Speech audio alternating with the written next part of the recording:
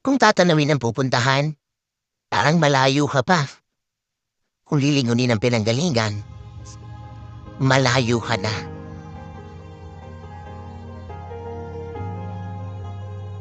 Kung titingin sa hakbang ng iba, parang naiiwan ka.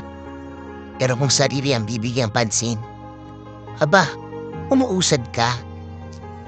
Maaaring pagpagpuin tayo sa ilang bahagi ng paglalakbay. Pero ang totoo, kahit kailan, hindi naman talaga tayo magsasabay-sabay. Magkaiba ang panahon. Magkaiba ang daan. Magkaiba ang oras.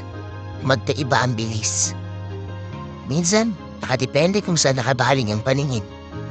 Pero isa na ng sigurado, kahit pabagal, kahit pahinto-hinto, kahit nakakapagod, kahit nakakahapo, sa huli, makakarating. Huwag na huwag susuko.